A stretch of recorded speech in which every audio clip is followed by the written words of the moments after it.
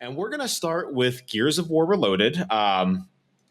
We both been playing it, but you are kind of the lead reviewer on this one, being that Gears of War is your favorite franchise of all time. So I'm very curious to actually get into your thoughts and what you think about this game. So, how many hours did you put in the Gears of War Reloaded?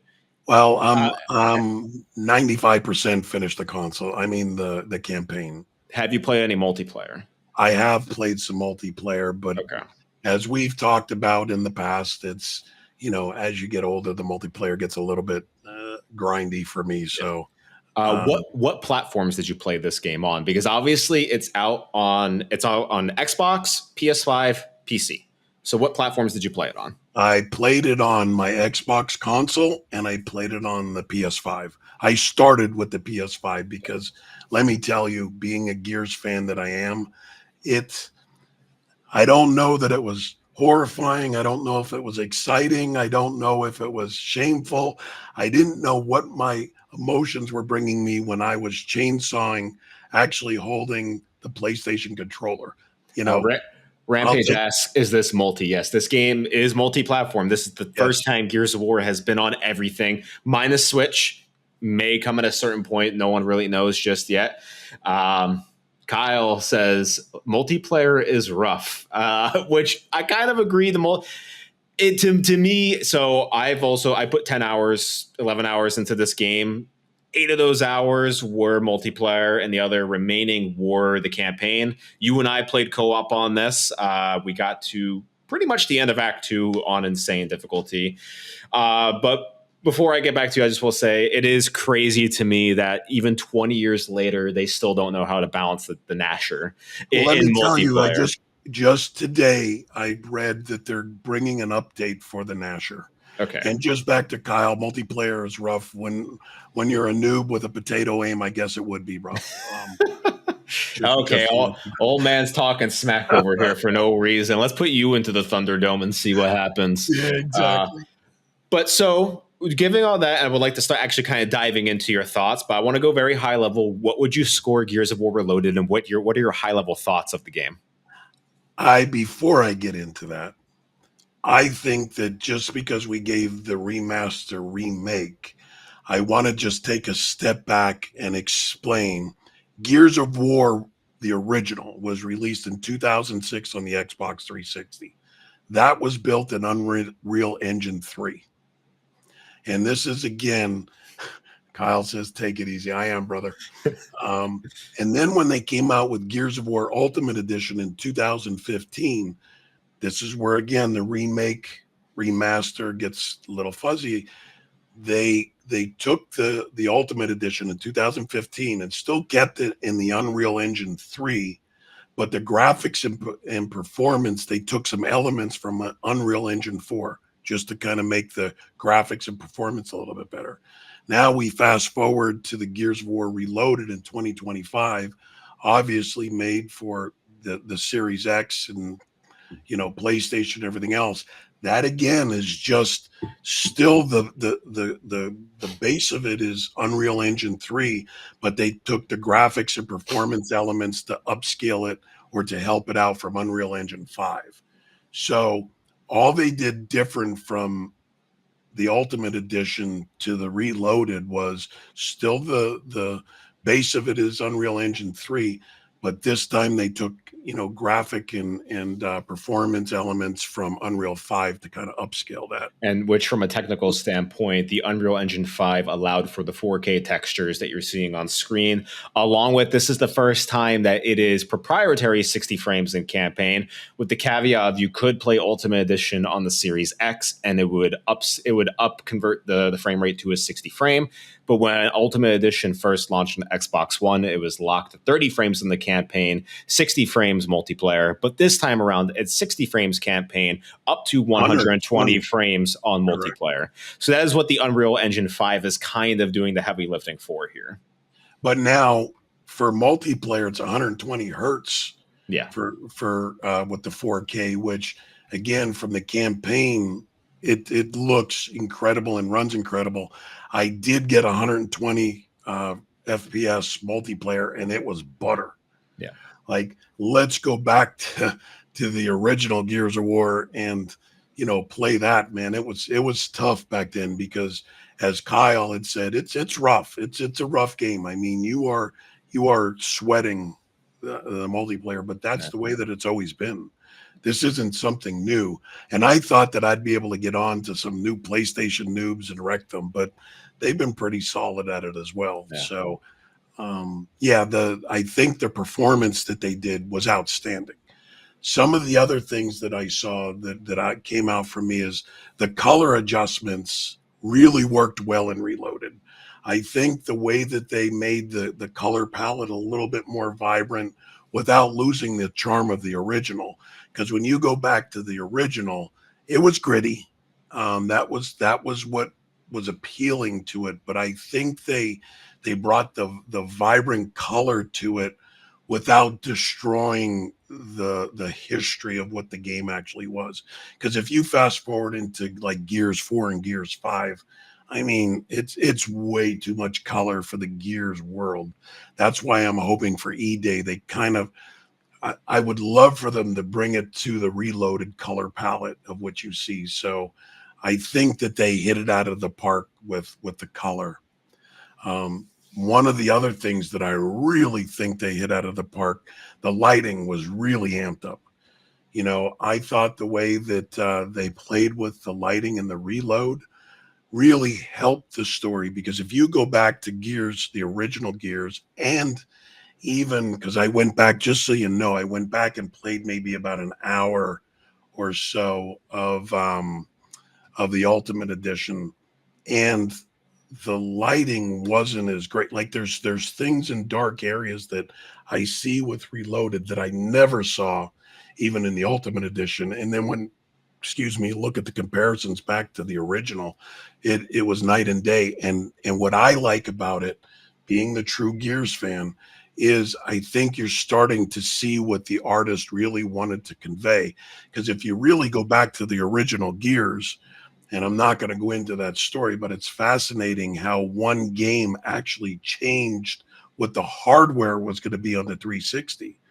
Like, Epic Games dictated, because Microsoft was going to come out with the Xbox 360 at certain specs, and you could go back and look at it. But when they wanted Gears to be exclusive, Epic stepped up and said, "Look, your system isn't powerful enough for what we want to do."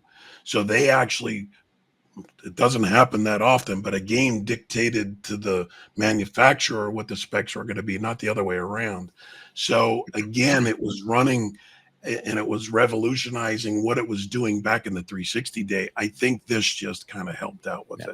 it. Before we continue with more of the conversation here, Kyle does comment, and I want to get your opinion on this as the resident Gears of War fan.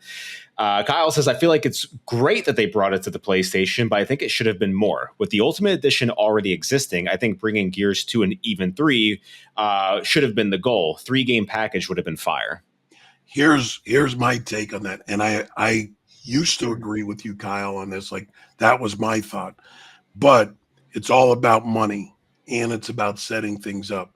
One, look at it this way.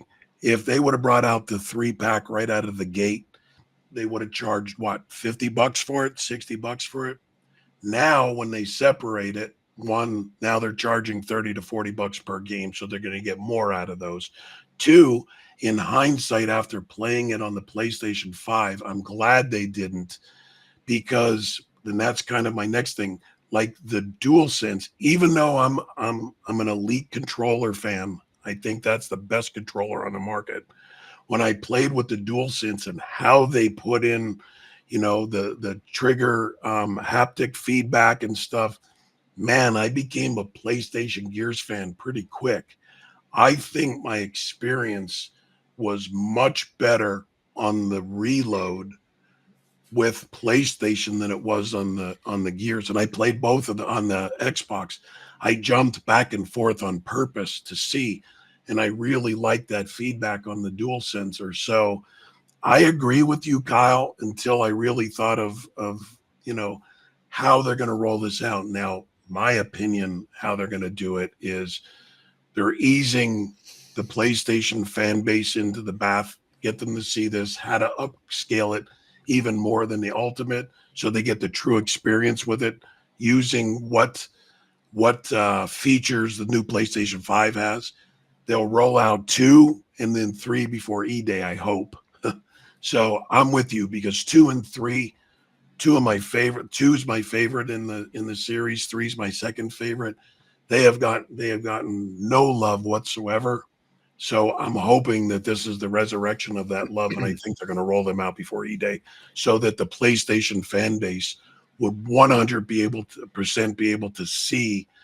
I mean, judgments on the edge there, but I think the first 3 you need to see before going back to E-Day. I think they do Judgment at some point. I think They will. I think they'll package it probably with another one. Maybe Gears 3 they'll package it with or something. We'll see. We're kind of looping back. So from what I hear, you like the PS5 version better than the Xbox version. Do you think it's the definitive version? So when you're looking at Gears of War 1 as a game and someone has never played it, where do you point them to play at this point? Obviously, the game's platform agnostic. So where would you say this is the definitive experience to experience Gears of War 1 for the first time? And this is tough for me to even say. But I think the graphics look better on PlayStation 5, and I just think that the dual sense with the haptic feedback, it made it more pleasurable for me. Now, I did not play it on PC, which I do have it on PC as well. I just didn't get a chance to see how that runs on my beast of a rig, to see how that is up. So for me to say, what would you recommend platform to play it on, I can only say the Xbox Series X console versus the PlayStation 5. And out of those two, I'd say PlayStation 5. So I tried the PC version for a little bit, and I was honestly kind of disappointed with it. It is my least favorite version of Reloaded. It came out swinging with a lot of problems. One of the major issues with the PC version at launch was if you would switch the game to 4K, then close it, it would never launch up again. You had to go into the file system and actually kind of figure out a file and folder that you needed to get rid of in order to even allow the game to boot up again. But besides that, so I have an ultra wide monitor. The game does not have ultra wide support. It is the highest it goes is 4K, and that could be a engine limitation or because of the game. Like, I'm not sure why it doesn't have ultra wide support, but it was a little disappointing to see a modern release not have that. Also, when trying to connect co-op with you between PC and Xbox, we ran into a lot of issues that I finally said, like, I'm done with trying with this. I'm just going to hop over to the Xbox version. I mean, play wise, it felt great to play it on the PC. But, you can get that experience on the consoles as well. So going through the campaign itself, do you think that this was what's the word I'm looking for?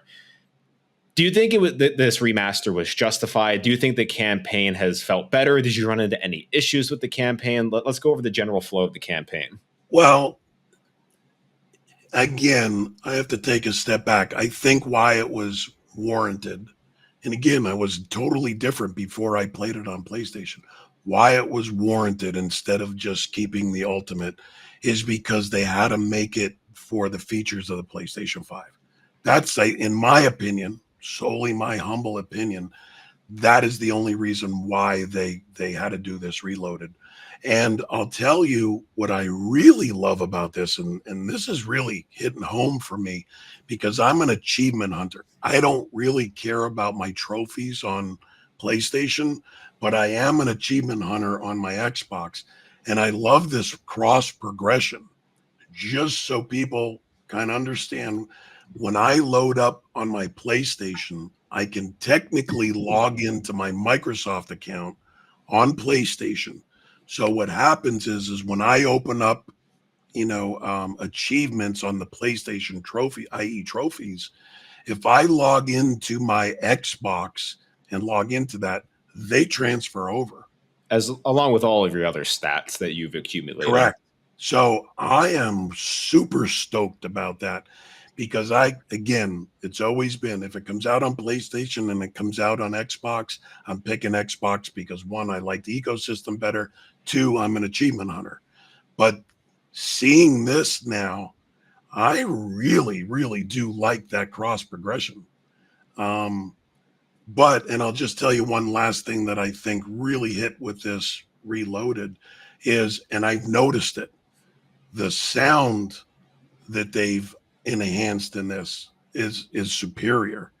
Like everything hits harder, it's crunchier, and those that play Gears will understand this. The headshot sound effect is so powerful now that I think they definitely worked on. If you go back to my remake remaster, examples, I think they definitely enhanced the sound in this because the sound is more incredible than the ultimate or the original. So I'm super stoked about that. But to kind of get to I didn't have many negatives, but one of the big negatives I found was I needed to restart a couple checkpoints where it wouldn't let me advance on the PlayStation.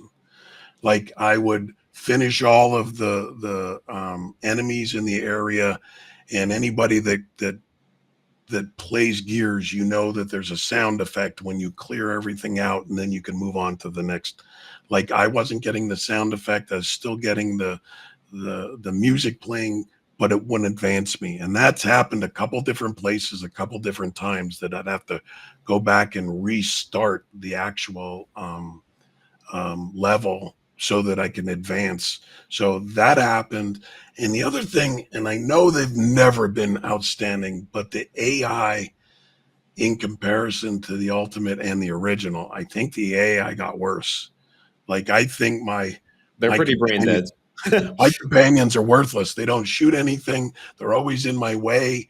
They're always dying that I got to run back and revive them. Like I think the AI got super dumb. And I think it's really unfortunate that they can't revive you in like co-op. If you go down, it does get kind of annoying. So with all that, also Kyle in the chat says didn't know that like the cross progression was a thing. That's pretty sweet. Yeah, I think that is like the future of gaming is cross progression. That no matter what platform you are on, like your stats will transfer. I think that is an absolute must nowadays. I think it's such a good feature to have. Now, Kobe, I don't know if you know this because this is the first Xbox game that I played on PlayStation, but like if I went over to Sea of Thieves, does that do the same thing? Yes, and so does like Forza and all that. Oh wow, that's great. Um, that's Xbox initiative is the play anywhere, and that's what they've been pushing. So, with all that being said, I got two more questions. The first one being, does Gears of War still hold up in today's standards? It does. Here's the thing. Like when you play it, you could tell that it's not a 2025 game, but I still think that it's one of the better. Like when you think that this was created in 2006, I think it 100% holds up. And again, I gave this feeling numerous times in other podcasts, but I hope they keep remaking this game for every platform that comes out. And you know what? I'll play it on every platform that comes out, and I'll buy it. So, what would you score Gears of War Reloaded at the end of the day? All right. Out It of kills 10. me that I can't get a 10 out of 10. It kills me. But Kobe said, I want you to be realistic. I give it an 8 out of 10. Okay.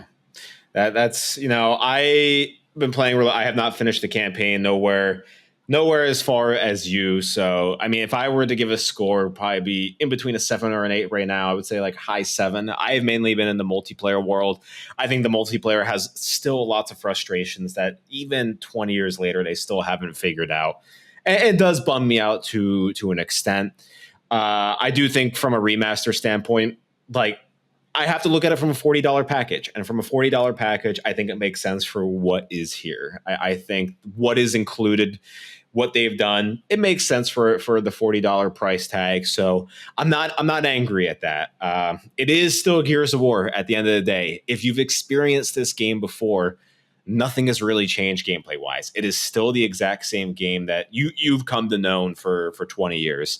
Um, I, you Let know, me let me go, make a statement back there though. We just got done talking about the difference between a remaster and a remake. This remake, all they did was make it shinier. So, I said it's a remaster.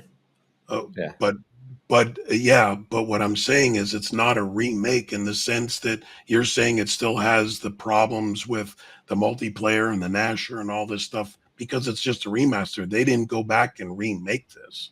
They just made it shinier. But I feel like if you are going to be launching a game in 2025, and you are launching it with the full multiplayer suite, I would expect you to at least fix some of the problems that have been lingering forever. It can't just be let's move everything over. You do need to address some of the problems that people have been complaining about for the longest time, and that doesn't even get into remake territory. That's just balancing territory at that point, and it needs to be balanced, and I wish they had balanced it beforehand.